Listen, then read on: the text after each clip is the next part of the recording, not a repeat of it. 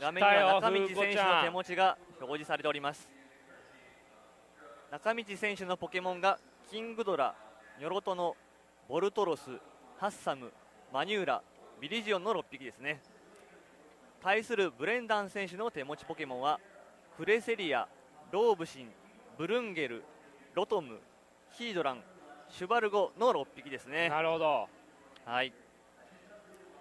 いや、これ実はですね、決勝リーグの時にですね、フーコちゃんはブレンダ君に1回負けてるんです。そうなんですね。元バトルが開催されです。よっしゃ、ワールドチャンピオンシップジュニアリーグ決勝戦バトルスタートです。いけフーコ。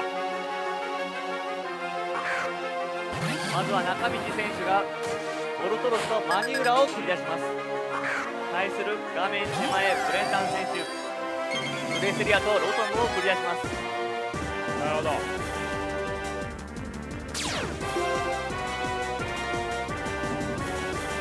さて、まずは素早いマニューラが一番初めに動きそうですが、いかがでしょうか。そうですね、マニューラの猫だましをどちらにするか。はい、じゃあブレンダン選手は猫だましを警戒しながら立ち回ることができますね。グレーセリアといえばトリックルームなどのアシストがかなり得意なポケモン。まずは何とか止めたいところですね。なるほど。トリックルーム対まずはマニューラ、猫だましでロトムを止めます。なるほど。はいはい。次でボルトロス、ここで挑発を使います。あ、いいんじゃない。これはクレセリアにヒット。これでクレセリア変化技が出せなくなりました。いいね。ただ、そうですね。対するクレセリア、ここは冷凍ビームです。なるほど。果敢に攻撃を使います。しかしボルトロス、ヤチェのみでダメージを半減します。オッケーオッケーオッケーオッケー。しかしヤチェのみで半減。さすがにここら辺は読んでますね。ボルトロスがヤチェのみを持っていましたね。さあ両者じっくりと行動を考えています。まずはマニューラがここで氷の粒ですね。これがロトムにヒットですね。ロトムに効果は今一つです。続けてボルトロス、電磁波ですね。電磁波がロトムにヒット。オシュロトム麻痺してしまいます。続けてロトムが返しで10万ボルト。これがボルトロスにヒット。ボルトロス麻痺してしまいます。さあこれが痛いですね。さらに集中攻撃、冷凍ビームがボルトロスにヒット。これが効果抜群。さて2ターン目終わりましたがどうでしょうか。そうですね、ボルトロスが麻痺してしまったので、あとはもう電磁波を打つかとか、そうですね、交代するかというところでしょうか。Weevil is Night Slash, included as a boosted critical hit rate, so just ignoring it, there's a lot of opportunity for things to go wrong, but it's working out well for him so far. He's got a little bit of a lead here. And you can see that Thunderous Incarnate is going to bounce back, does not want to be giving out any free KOs there. And Scizor now out on the field, and you have to imagine that Cresselia is going to be a little bit afraid now as Beat Up comes out from that Weavile, not the Night Slash. Is going to deal good damage to Cresselia, about a third there, hits 3 times with the beat up, but Cresselia does go for the Ice Beam onto where that Thundurus used to be, hits the Scizor for not very effective damage, just a little bit of chunking there, and the Thunderbolt comes out from Rotom onto Weavile, finally starting to target the Weavile, going to deal good damage there because of how fragile Weavile is, just over half, and Cresselia's taunt finally wears off, so maybe he'll be able to do some more supporting, but now it has to deal with both the Dark-type Weavile and the Bug-type Scizor. Players already played in Swiss, so they're both very familiar with these teams already, but maybe some of those tricks hadn't been brought out just yet.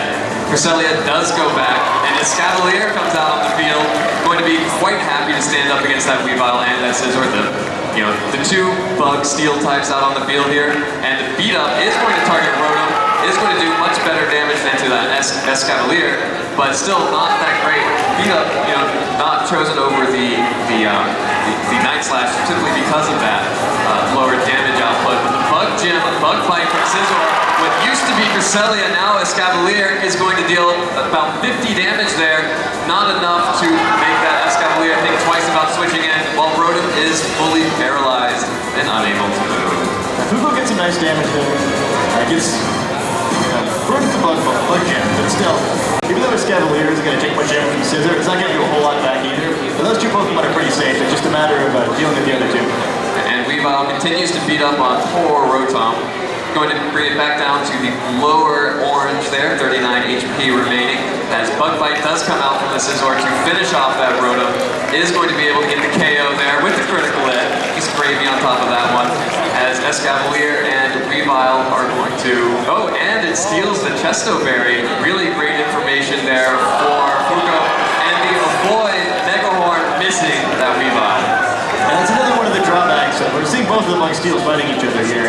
They're often considered for the same slots and teams. And one of the advantages Scizor has is that Bug Bite is 100% accurate, but clearly Megahorn is not. Yeah. Megahorn, not the most accurate move in the game.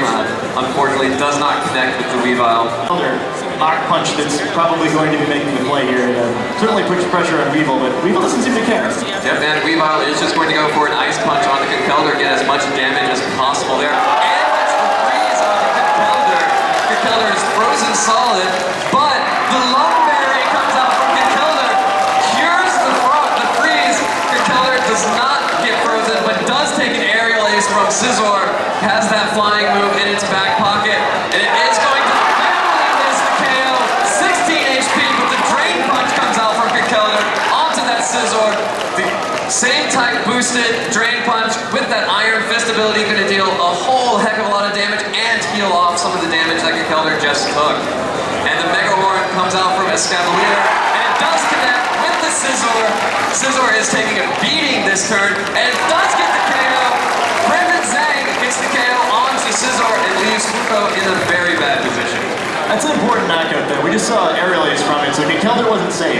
With that off the field, Conkeldurr's going to have a much easier time trying to help clean up this game, especially threatening the twice week to fighting Weavile with Mach Punch.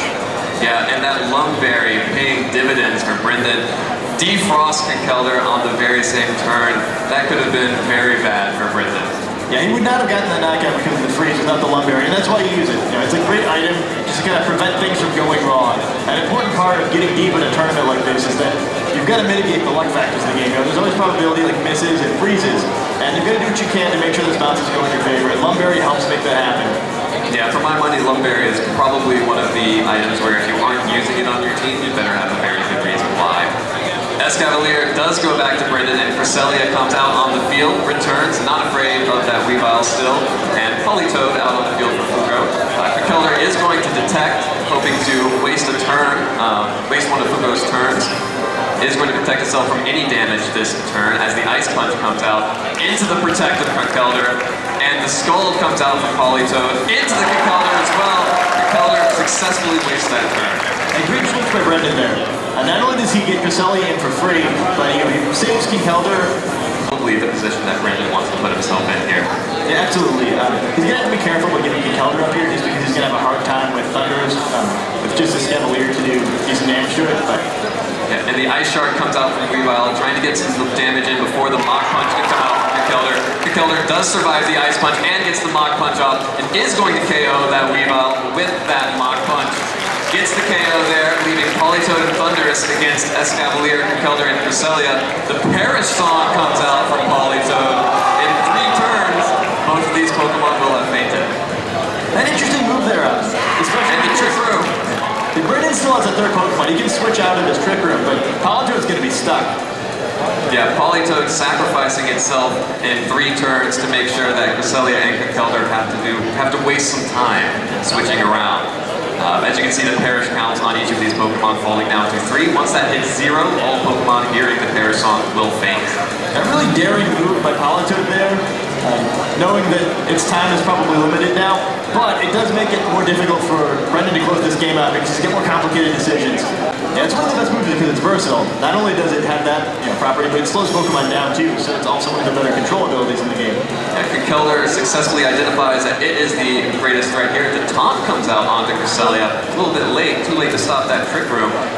but will prevent Cresselia from doing any kind of shenanigans here. But it will not. It will just go straight for the KO onto Thunderous with that Ice Beam, and that is going to get the KO. Thunderous will faint, and Kekelder, protected and safe, isn't going to be worried about Polytoad, who only has 3 turns anyway because of that Perish Song. Kekelder does blow the skull into this protect, and the Perish count's falling to 2 turns left for that Polytoad. And game 1 looks really good for Brendan here. He's got 3 Pokemon left, and all he has to do is not lose all of them before 2 turns pass. Polytoad likely doesn't have any spread moves, so it's actually, unless it has Surf or something, it's not going to be able to keep up with the clock. It's going to faint to its own Perish Song. Yeah, it would need at least 3 turns to KO all 3 Pokemon on the field without a spread move like a Surf. You can see Cresselia is going to switch out for Escavalier. Does not want to worry about getting Perish Song in the end, but Kekelder is still going to move first thanks to that Trick Room. Does get the Drain Punch off, and is going to deal a whole heck of a lot of damage, over half there, and heal that off once more. Getting it back up to 77 HP, back in the orange, as Polytoad is going to go ahead and eat its Citrus Berry and recover off some of that damage. Delicious Citrus Berry.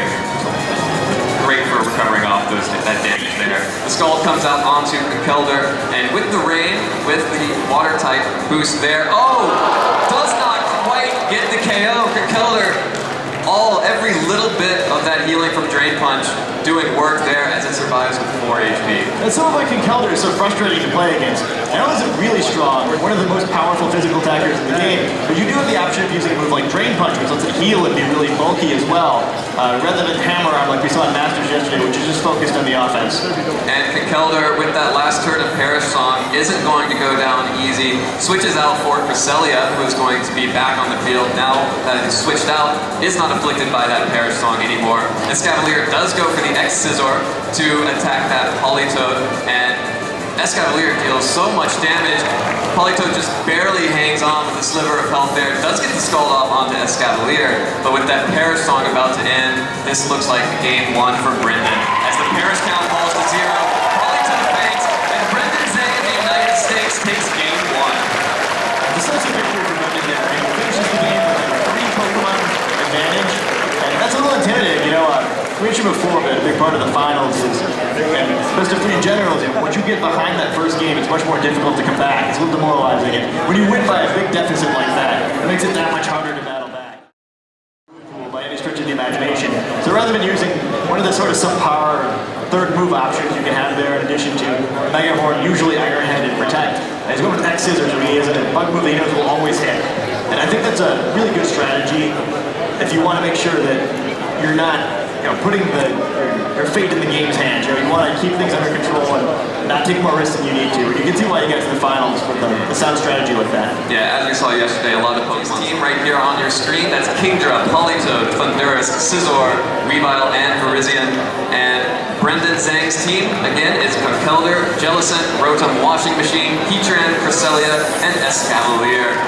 Game 2 of the 2013 Junior World Video Game Championships. Brendan Zhang at the bottom of your screen is up 1-0. Fuko Nakamichi hoping to come back in this second game of a potential 3-game set. Will be on the top of your screen. Leads Weavile Thunderous. Thinks that everything was right about that lead. And looks like Brendan also agrees. My lead was just as good. Cresselia and Rotom Washing Machine back on the field. I'm always a little surprised to see the same leads from the losing trainer, especially when a deficit was big like that. But perhaps she thinks she has a different plan this time. Even though she's using the same Pokemon, maybe she'll differentiate her strategy a little bit. We only saw a few moves from both of these Pokemon last game, so there's still more tricks she might have to improve this matchup for a little bit. She could still have made changes back here, and so could Brendan, of course.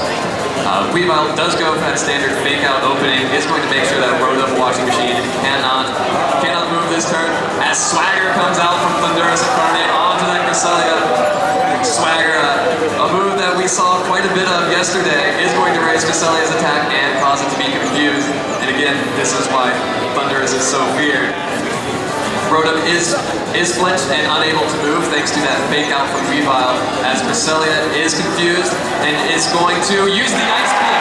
Does go through the confusion and is able to hit Thunderous with that Ice Beam. Does activate the Yachi Berry we saw last time, dealing just a little bit of damage, but when you're going up against a Pokemon like Thunderous that's going to just try and paralyze you and confuse you, every little bit of damage counts. Risky to use the swagger. You can't just use the move indiscriminately or it might end up helping your opponent. And I think it's really clever of him to have that tool available. And we see Rotom coming back for that Conkeldurr, possibly hoping to get that swagger off onto Conkeldurr from Fugo's Thunderous there. Conkeldurr out on the field now, beat up on the way from Weavile. We already saw that not dealing a whole lot of damage to Cresselia last game, but a little bit more with that critical hit, bringing it down to about half HP, a little bit under half, but it will activate the Citrus Berry, which will heal Cresselia back up nicely, back above half HP there. Dealing quite a bit more damage this time around thanks to that critical hit and the 4 times that it hit.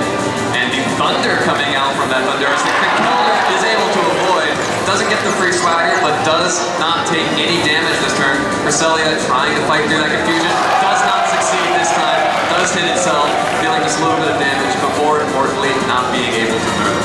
It makes sense to see Thunder from Thunders there. It doesn't work out this time, but it does have a Politoed in the team, which makes the Thunder 100% accurate. So it makes sense that it has it rather than a move like Thunderbolt that just hasn't had the chance to set up yet. So a little risky for now. And there's Aaron Zhang, Brendan's older brother on the screen, just Rotom and Cresselia. So losing Thunders early can make it really difficult to battle back. Yeah, definitely a great way to pressure that Thunderous and make sure it's not getting any free turns off, paralyze, and confuse Brendan's team, just having that offensive Brendan from Conkeldurr with that Lump Berry. Great adjustment there. Rotom comes back out as the Thunder Wave comes out from the Thunderous, is going to target the Conkeldurr, blow the Lump Berry, but it will give Conkeldurr a free shot at Thunderous if it chooses to take it. We see the paralysis coming out and the Lump Berry being consumed. Again, that Lump Berry, for my money, possibly the best item in the game just because of the threat of Thunderous. Beat Up comes back out from the Weavile. Is still going to deal some damage to Rotom, but as we saw before, Beat Up not the strongest attack. Mostly for that utility against the Virizion. And the Ice Punch does come out from Conkeldurr, is going to target the Thunderous. Will it be enough to KO from pretty reasonably healthy? It looks like it will be. The super effective Ice Punch does get the KO on Thunderous, and a huge threat out of the way for Brendan. And we're just talking about how important of a knockout that would be for him to get, and he's able to get it. So Thunderous no longer around to deal with Rotom and Cresselia, both of which throw a decent amount of health left, and they're going to be big for the rest of this match. And both of which are really strong against the Politoed that just came out on the field here. We already saw that Politoed can force some switches with Parasong, but without any way to trap the Pokemon in, Parasong loses quite a bit. Yeah, definitely a great thing for that Cresselia in the back. We do see Politoed protecting itself, does not want to be the target of any damage here, as the Beat Up does come back out from the Weavile onto Rotom, just trying to chip that down, correctly identifying that Rotom is the biggest threat to Politoed right now. That electric type being going to be super effective against water type. But Rotom, showing some of his tricks, is going to take a little cat nap, go to sleep, heal off all of that damage, soon we wake right up. A really great move there. He predicts that Politoed isn't just going to leave himself available to be hit by electric type attacks, and uses the move as intelligently as he could there and heals up, putting him in a much better situation, especially without Thunderous around to help weaken Rotom a second time. It's going to be really difficult to knock it out. Yeah, and there is that Chesto Berry waking it back up, as Conkeldurr does try to get the damage done onto Politoed.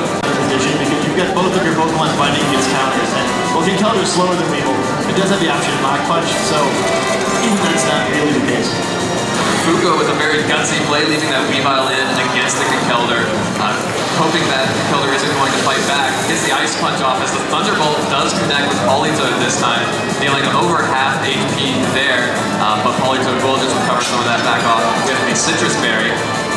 As you can see, Politoed becoming a little bit healthier there.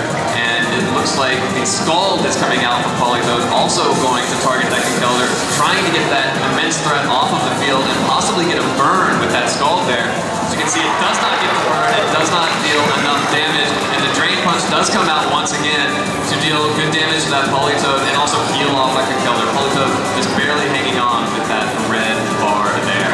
The smart play by Brendan there to hit the Politoed with both of his attacks. Since he used Protect in the previous turn, it's much less likely to use Protect this turn. So by putting both of his attacks there, he's almost guaranteeing that he's going to get some damage. When he's already got a lead like this, all he's got to do is make sure he's making and even trades to continue through the game. Yeah, I mean, it looks like Brendan has a pretty commanding lead, but it's very easy on a single turn. If you, as we mentioned before, if you waste a turn, then you can be in trouble. Kelder does go for the Mach Punch, does hit that Weavile, that priority Mach Punch, making sure that Kelder, very slow, does get a chance to move first, does get the Focus Sash out of Weavile as it hangs on by a thread with that Focus Sash at 1 HP. The Ice Punch does come back out, trying to get Kelder off the field because we've already just seen how much damage that Mach Punch can do. It isn't going to be quite enough. Thunderbolt comes out onto the Weavile. Correct prediction again for Brendan. Double targets the Weavile, gets the KO, and a very, very good position. Brendan has been making perfect plays this entire game. Yeah, he's been absolutely brilliant this game. He's our favorite to win this tournament for years, and he's showing why this game. Absolutely amazing performance in this series. Yeah, and Scizor out on the field now. Fuko's last best hope against this Rotom and this Kelder. Kelder very low. Your chance of winning Worlds. You've got to do everything you can to make sure you're making the best decision you can make. And Kelder is going to detect, not going to let any damage be dealt to it. It wants to stick around with that 26 red blinking HP. With that, you're about to faint music playing. Kelder does protect itself from a Bullet Punch. Will-O-Wisp does hit. Brendan's Rotom, apparently better trained than Aaron on your screen there, does get the burn onto Scizor, who will now have to deal with reduced attack as well as the damage over time. Politoed does manage to deal some damage back to that Rotom. Good damage there for the not very effective Scald. Oh, the critical hit, there we go. And the burn from the Scald there. Those are the kind of plays that Fuko will need to get back in this game. Yeah, a big turn for her. Ends up doing about triple the amount of damage she probably expected to do, but the burn on Scizor is a big deal. With only 2 Pokemon left and Politoed at such low health, she's really got limited time to try to close this game out here. She's got to be really careful about how she does this. Scizor can only survive 6 or 7 turns, even if it's being ignored here. And Politoed pretty much one hit from anything, I'll finish it off. So he needs to be very careful. In addition, the burn reduces Scizor's damage, which is going to make it even harder for them to come back unless you get some more critical hits, which ignore that burn. And we see the Bullet Punch from that Scizor trying to get the Mach Punch thrown out of the way. Does manage to get the KO through the burn. Kelder is going to faint, but it leaves Rotom up to Thunderbolt the Politoed. Politoed is going to go down, and that's another source of damage out of the way, and it's going to be up to Fuko's Scizor to bring it back home. We're at 3-1 advantage for Brendan now.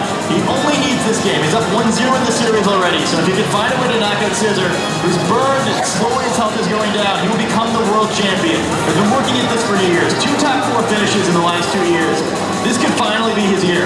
2 top 4 finishes, countless regionals championships, countless national championships. He's in a phenomenal position to take home his first world championships here as Escavalier comes out to threaten that Scizor as well. He's got Escavalier out, who usually wins that 1v1. He's got to be excited now. Especially with Rotom able to connect with that Thunderbolt, going to deal extra damage to that Scizor, making sure that even with the burn that he won't be able to survive much longer. Aerial Ace onto the Escavalier is going to deal a little bit of damage, but thanks to that burn, not enough. The X-Scizor comes out onto Scizor. It's going to deal not enough damage for the KO, but the burn damage will be enough.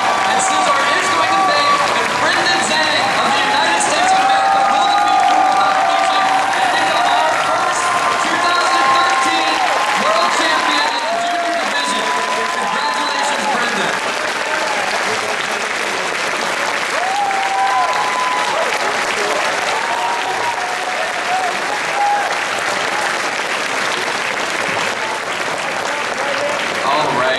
What an amazing match there. Brendan showing why he has been favored to win this pretty much every year. His final year in juniors, finally takes home the championship. I couldn't be happier for him. I couldn't either. It's a tough place to be the favorite too. He's been having such high expectations for so long and at such a young age. It's difficult for anyone to meet that pressure, but especially when you're so young. So I think it's really inspiring that he was able to overcome all the pressure, know it was his last year in the junior division, and come out on top. He played a great series. Not just that he won, but those were almost perfectly played games every time. Yeah, even though he's graduating to seniors now, I think any seniors in the audience know that he will be a threat in the next year's World Championships. We're going to take a quick break, and when we come back, we will have an interview with our newly crowned 2013 Junior Video Game World Champion, Brendan Zhang.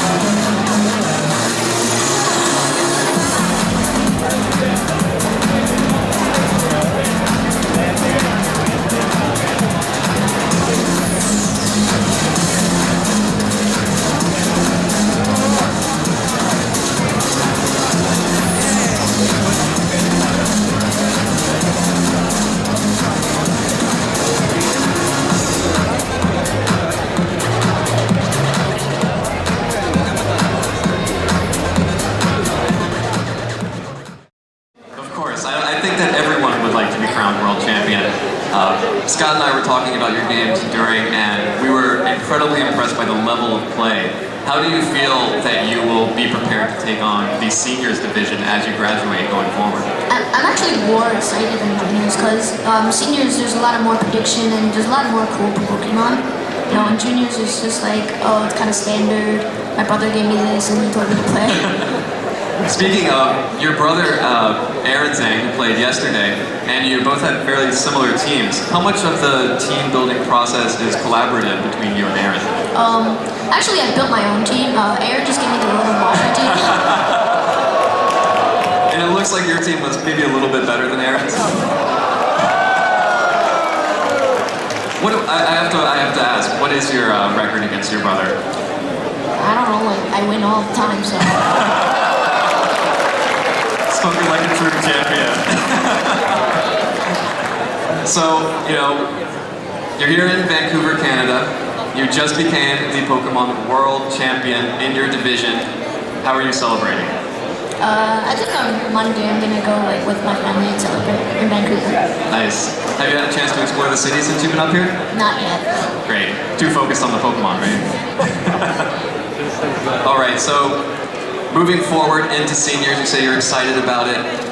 Do you envision your playstyle changing as you go forward, or do you think you have a winning formula already? I mean, I can't say I have a winning formula just because you can't really experience it until you are in the division. But I mean, I can't say that it's like my playstyle is going to be exactly the same. Like I am going to adjust, but hopefully it's going to be well. Great. I look forward to seeing that. So last question. We are seeing the new Pokemon XY games coming out. Have you decided who you're going to start with yet? Nope. Make the decision on the spot? Yeah. All right. Well, thanks so much, Brendan, and congratulations. I'm so happy for you. Brendan Zhang, our 2013 Pokemon Junior World Video Game Champion. We'll be right back with more games, the Senior Division Finals coming up right after this.